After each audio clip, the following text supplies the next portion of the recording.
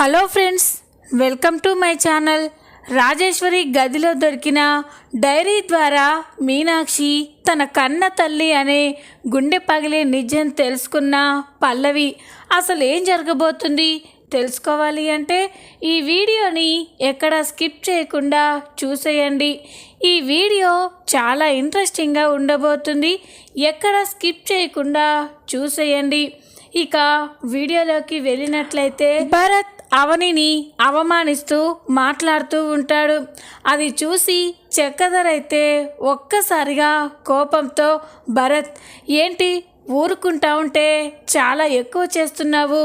నీకు రాజేశ్వరి 4 రోజులుగా తెలుసు. 4 రోజులు నిన్ను మంచిగా చూసుకొని ప్రేమగా ఉన్నంత మాత్రాన తన గురించి నీకు పూర్తిగా తెలిసినట్టేనా? నేను 30 ఏళ్ళుగా తనతో కాపురం చేశాను. తను నా భార్య. నీకే అంత బాధ ఉంటే నాకెంత బాధ ఉండాలి అని అంటూ ఉంటే, చూడండి, మీరేమైనా చెప్పండి, మీరు నాతో ఏ పనులు చేయించుకోలేరు. పల్లవి సిస్టర్ చెప్తేనే నేను ఏదైనా చేస్తాను అని అంటూ ఉంటే, ఈ కవని అది కాదు భరత్, పిన్నికి నువ్వే తలకొరివి పెట్టావు. సాంప్రదాయం ప్రకారం నువ్వే కర్మ కూడా జరిపించాలి అని అంటూ ఉంటే, అది పల్లవి సిస్టర్ చెప్తేనే నేను చేస్తాను, నువ్వు చెప్తే కాదు అని అంటూ ఉంటే అవని చక్రధర్ ఒక్కసారిగా షాక్ అయిపోతారు. అప్పుడే పల్లవి అక్కడికి వస్తుంది. ఇక అంతా చూసి కూడా ఏమీ తెలియనట్టు ఏంటి అని అనగానే, ఇక భరత్, చూడండి సిస్టర్, రాజేశ్వరి అమ్మకి జరగాల్సిన 11వ రోజు కర్మ గురించి ఈ అవని బాధ్యత తీసుకొని నన్ను నాతో అడుగుతూ ఉంది అని అంటూ ఉంటే, ఇక పల్లవి, అవును భరత్, మా అమ్మ నిన్ను కొడుకులా చూసుకుంది. నువ్వు కూడా మా అమ్మని అమ్మ అని ప్రేమగా పిలిచావు. తనకి తలకొరివి కూడా పెట్టావు. ఇప్పుడు ఆ కర్మ కూడా నువ్వే జరిపించాలి. మా అమ్మ ఆత్మకి శాంతి కలగాలి అని అంటూ ఉంటే, ఇక భరత్ అయితే, సిస్టర్ మీరు చెప్పారు కాబట్టి తప్పకుండా రాజేశ్వరి అమ్మకి నేను కర్మ జరిపిస్తాను అని భరత్ చెప్పి అక్కడి నుండి వెళ్ళిపోతాడు. భరత్ వెళ్ళిపోయిన తర్వాత పల్లవి చక్రధర్ అవని దగ్గరికి వచ్చి, చూసారా భరత్, నీ తమ్ముడని నీ ప్రాణమని అనుకున్నావు. ఇప్పుడు భరత్ నా చేతిలో ఆట బొమ్మ అయ్యాడు. నేను కూర్చోమంటే కూర్చుంటాడు, నిల్చోమంటే నిల్చుంటాడు. నీ మీద పగ తీర్చుకోవడానికి నీ తమ్మున్నే ఆయుధంగా వాడుకోబోతున్నాను అని పల్లవి చెప్పగానే అవని చక్రధర్ షాక్ అయిపోయి చూస్తూ ఉంటారు. పల్లవి వాళ్ళతో మాట్లాడి అక్కడ నుండి వెళ్ళిపోతుంది. ఇది ఇలా ఉండగా మరో పక్క కమల్ అయితే సుబ్బారావు ఎదురింటి ఆవిడతో మాట్లాడుతూ ఉంటే వీడియో తీస్తాడు. ఇక కమల్ సుబ్బారావు దగ్గరికి రాగానే సుబ్బారావు కమల్ని చూసి షాక్ అయిపోతాడు. ఏంటి మళ్ళీ వచ్చావు? ఆ రోజే చెప్పాం కదా సీసీ ఫుటేజ్లో ఏమీ లేదని, మా కెమెరాలు పాడైపోయాయని, మళ్ళీ ఎందుకు మా ఇంటికి వచ్చావు అని అంటూ ఉంటే, ఏం లేదు సుబ్బారావు బాబాయ్, నేనేమీ సీసీ ఫుటేజ్ కోసం రాలేదు, నీకొక మంచి వీడియో చూపించడానికి వచ్చాను అని అంటూ ఉంటే, వీడియోనా? ఏంటా వీడియో అని అడుగుతూ ఉంటాడు. చెప్పడం ఏంటి బాబాయ్, ఇదిగో నువ్వే చూడు అని కమల్ అయితే తన ఫోన్లో సుబ్బారావు సరళతో మాట్లాడిన వీడియోని సుబ్బారావుకి చూపిస్తూ ఉంటాడు. ఆ వీడియోలో సుబ్బారావు సరళతో మాట్లాడడం చూసి సుబ్బారావు ఒక్కసారిగా షాక్ అయిపోతాడు. ఇదేంటి అంటే, నేను ఇందాక సరళతో మాట్లాడుతూ ఉంటే వీడియో తీశాడా, ఇప్పుడు ఏం చేయాలి అని అంటూ కంగారు పడుతూ ఉంటాడు. ఏంటి బాబాయ్ అంత షాక్ అయిపోయావు? వీడియో చాలా బాగా వచ్చింది కదా, ఈ వీడియోని ఒకసారి పిన్నికి కూడా చూపిస్తాను, పిన్ని కూడా ఎలా ఉందో చెప్తుంది అని కమల్ అంటూ ఉంటే, వద్దు బాబు, అంత పని చెయ్యొద్దు, ఈ వీడియో కానీ మీ పిన్ని చూసిందో నన్ను చంపేస్తుంది అని అంటూ ఉంటే, ఇక కమల్ అవునా అని అంటూ ఉంటాడు. చెప్పండి మీకేం కావాలి అని సుబ్బారావు అడగగానే, మళ్ళీ కొత్తగా అడుగుతున్నావేంటి, మాకేం కావాలో నీకు తెలీదా అని కమల్ అంటాడు. ఇక సుబ్బారావు, తెలుసండి, తెలుసు, మీకు సీసీ ఫుటేజే కదా కావాల్సింది, మీరు చెప్పినట్టే ఆ ఫుటేజ్ మీకు ఇస్తాను, ఈ వీడియో నాకు ఇచ్చేయండి అని అంటూ ఉంటే, తప్పకుండా ఇస్తాను బాబాయ్, ఈ వీడియోతో నేనేం చేసుకుంటాను, నాకు కావాల్సింది నా చేతికి వచ్చిన తర్వాత ఖచ్చితంగా ఇస్తాను అని కమల్ అంటాడు. ఇక అప్పుడే కమల్ అవని, చక్రధర్, శ్రీకర్, అక్షయ్ని అక్కడికి రమ్మని చెప్తాడు. అందరూ ఇంట్లో కూర్చోగానే అవని అడుగుతూ ఉంటుంది, చెప్పండి మీరు ఆ రోజు ఏం చూశారు అని అడగగానే ఇక వాళ్ళు చెప్తూ ఉంటారు, మేమే ఒకసారి సీసీ ఫుటేజ్ని చెక్ చేద్దామని ఓపెన్ చేసి చూసామమ్మా, అందులో మీనాక్షి, రాజేశ్వరి నువ్వు మాట్లాడుకున్నది రికార్డ్ అయి ఉంది అని అనగానే అందరూ షాక్ అయిపోతారు. అందులో మీరేం చూశారండి అని అవని అడుగుతుంది. అప్పుడు వాళ్ళు ఆ రోజు మీనాక్షి గారు ఒక చోట కూర్చొని బాధపడుతూ ఉంటే రాజేశ్వరి గారు వచ్చి మీనాక్షిని చాలా మాటలే ఆవేశంగా తిట్టింది. ఇక మీనాక్షి గారు మాత్రం చాలా బాధపడుతూ ఏడుస్తూనే ఉన్నారు. ఇక రాజేశ్వరి గారు అవేవి పట్టించుకోకుండా ఒక్కసారిగా మీనాక్షి గొంతు నిలువబోయారు. అప్పుడే అవన్నీ వచ్చి విదిలించబోయింది. రాజేశ్వరి గారు ఒక్కసారిగా వెనక్కి మొగ్గారు. కానీ తర్వాత తనని తాను బ్యాలెన్స్ చేసుకొని మళ్ళీ మీనాక్షి మీదికి ఆవేశంగా వస్తూ ఉంటే కాలు స్లిప్ అయిపోయి అక్కడే ఉన్న రాయి పైన పడారు. అదంతా సీసీ ఫుటేజ్లో రికార్డ్ అయింది అని చెప్పగానే ఈ కవని, చక్రధర్ అందరూ కూడా షాక్ అయిపోతారు. ఈ కవని అయితే ఇదే విషయాన్ని కోర్టులో చెప్తారా అని అంటూ ఉంటే ఇక సుబ్బారావు కూడా మీరు ఎక్కడ చెప్పమన్నా చెప్తామండి అని అంటూ ఉంటారు. ఇక వాళ్ళు సాయం చేయడంతో అవని, అక్షయ్, చక్రధర్, శ్రీకర్ అందరూ కూడా వాళ్ళకి థ్యాంక్స్ చెప్పి అక్కడ నుండి వెళ్ళిపోతారు. ఇంటికి వచ్చిన తర్వాత అందరూ మాట్లాడుకుంటూ ఉంటారు.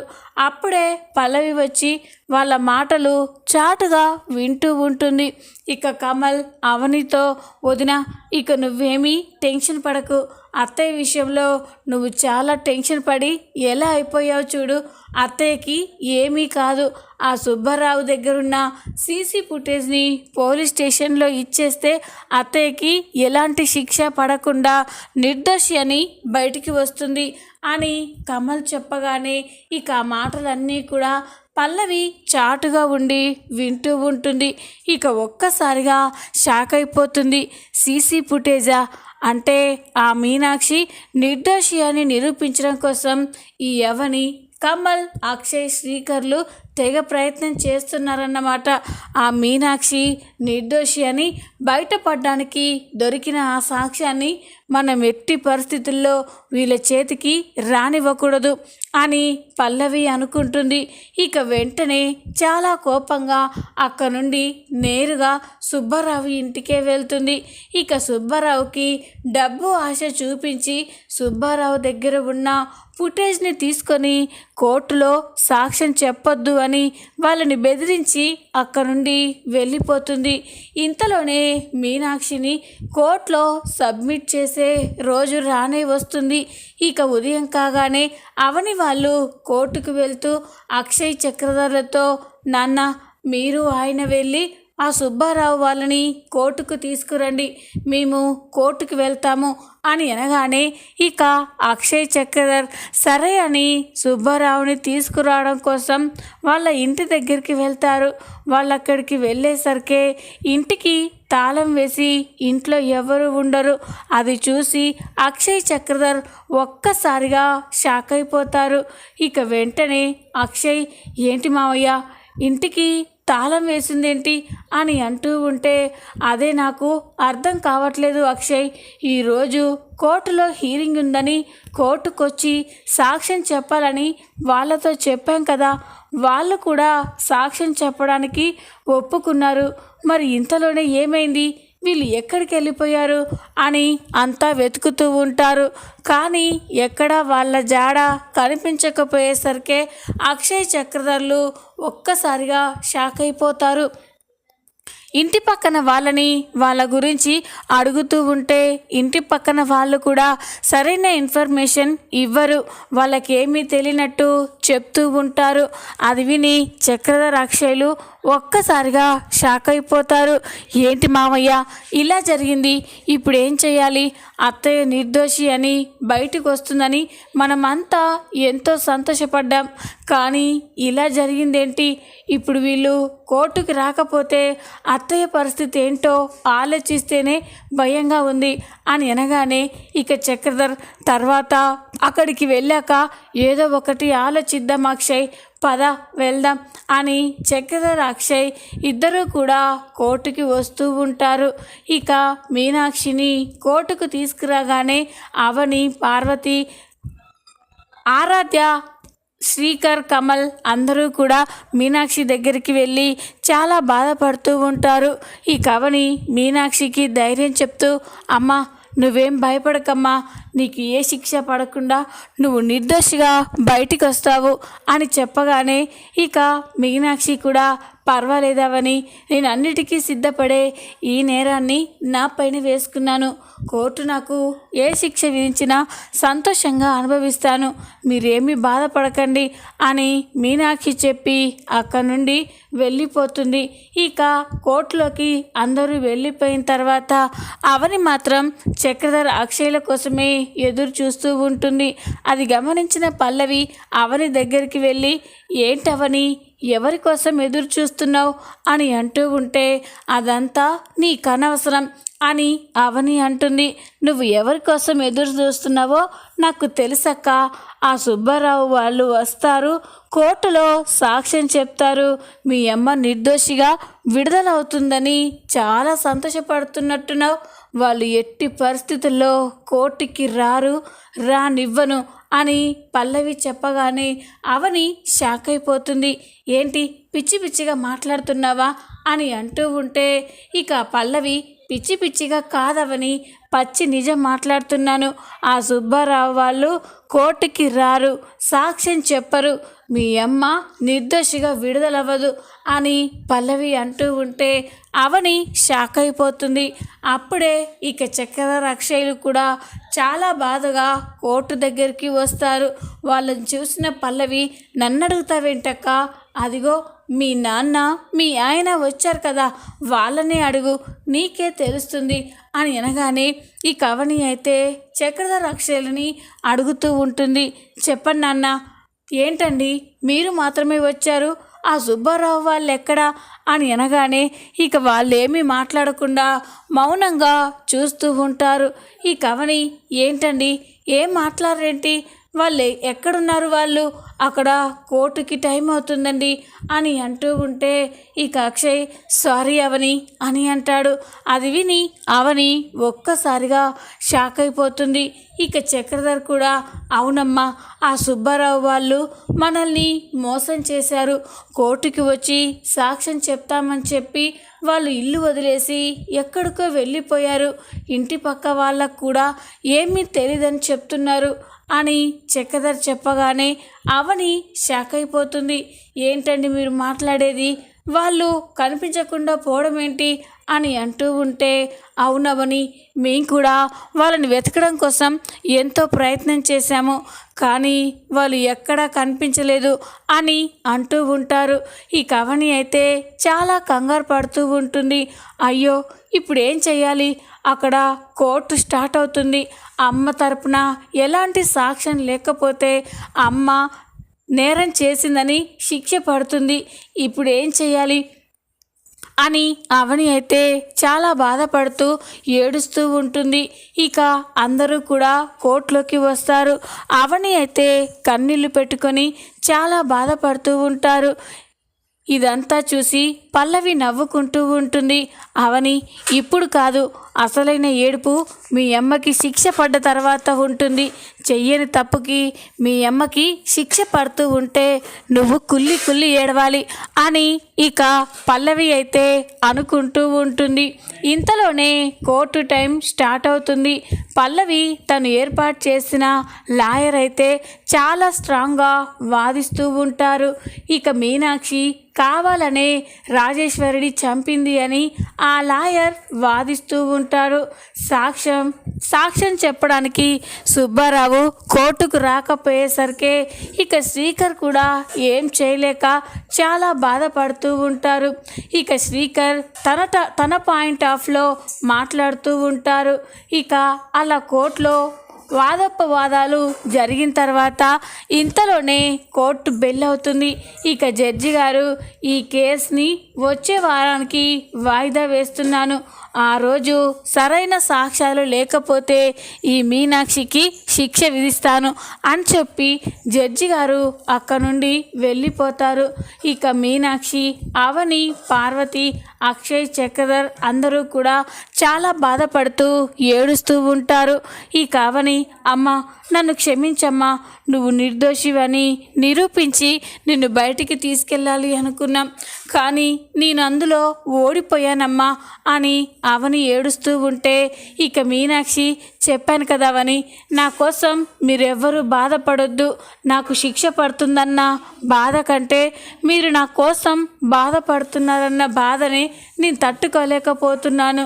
నా జీవితం ఎలా ఉంటే అలా జరుగుతుంది, మీరేమీ బాధపడకండమ్మా అని మీనాక్షి అందరికీ ధైర్యం చెప్పి అక్కడి నుండి వెళ్ళిపోతుంది. ఇక పల్లవి అయితే చాలా సంతోషపడుతూ నవ్వుకుంటూ గెంతులు వేస్తూ ఉంటుంది. ఈరోజు ఆ సుబ్బారావు వాళ్ళని కోర్టుకి రాకుండా సాక్ష్యం చెప్పకుండా ఆపగలిగాను. ఆ మీనాక్షికి కోర్టులో శిక్ష పడేంత వరకు ఆ సుబ్బారావు వాళ్ళని వీళ్ళకి కనిపించకుండా ఈ ఊరు రాకుండా చెయ్యాలి, ఖచ్చితంగా చేస్తాను అని పల్లవి అయితే చాలా సంతోషంతో ఎంజాయ్ చేస్తూ ఉంటుంది. అప్పుడే భానుమతి అక్కడికి వచ్చి, ఏంటే అంత సంతోషంగా ఉన్నావేంటి అని అనగానే, అమ్మమ్మ నీ సాధించానమ్మమ్మ, ఆ మీనాక్షికి త్వరలోనే కోర్టులో శిక్ష పడబోతుంది అని అంటూ ఉంటే ఇక భానుమతి కూడా చాలా సంతోషపడుతుంది.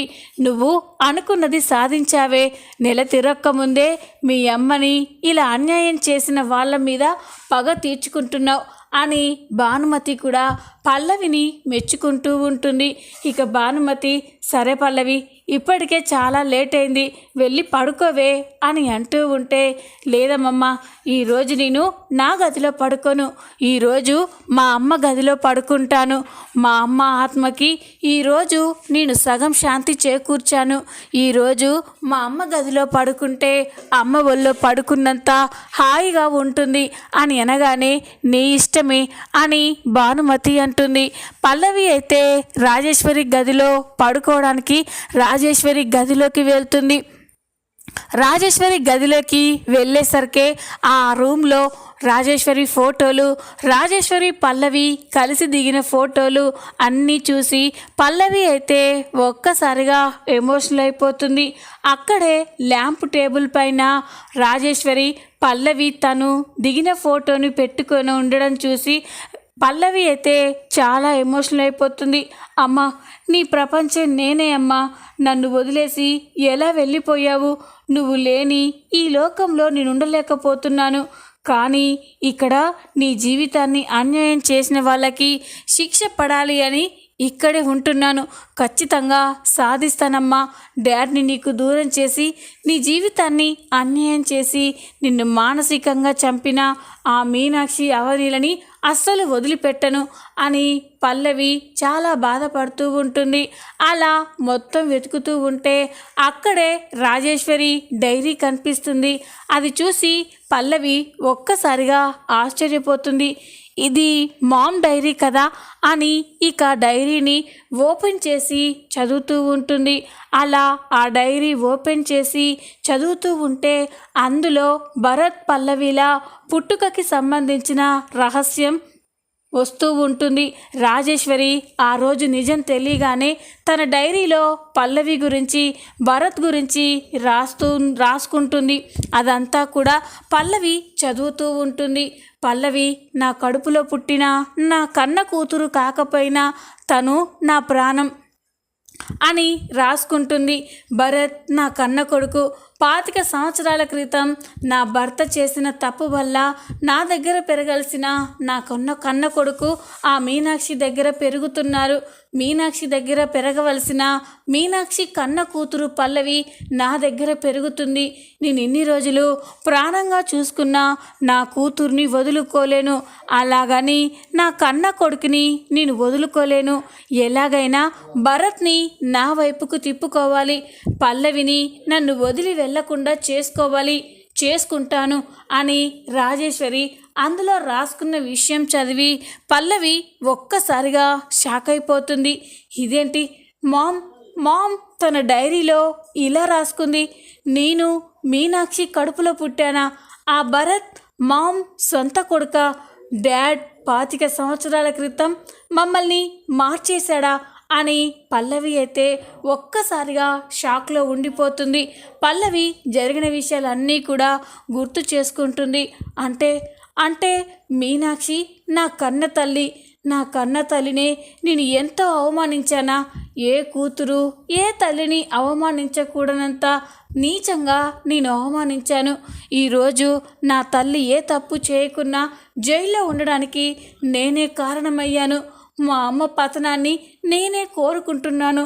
ఎన్నోసార్లు అవని, డాడ్, ఆ మీనాక్షి అందరూ కూడా తను నా తల్లి లాంటిదని చెప్తే నేను ఒప్పుకోలేదు. కానీ అదే నిజమవుతుందని నేను ఎప్పుడూ అనుకోలేదు. మీనాక్షి అమ్మ నా వల్ల ఎన్నో అవమానాలు బాధలు అనుభవించింది. ఇక చాలు, మా అమ్మ ఏ తప్పు చేయలేదు. ఆ నిజాన్ని ఇప్పుడే స్టేషన్లో చెప్పి అమ్మని విడుదల తీసుకువస్తాను అని పల్లవి అయితే ఇక ఏడ్చుకుంటూ ఇంట్లో నుండి పోలీస్ స్టేషన్కి బయలుదేరుతూ ఉంటుంది. చూద్దాం రాబోయే ఎపిసోడ్లో ఏం జరగబోతుందో. ఈ వీడియో మీకు నచ్చినట్లయితే లైక్ చేయండి, సబ్స్క్రైబ్ చేసుకోండి. Thanks for watching.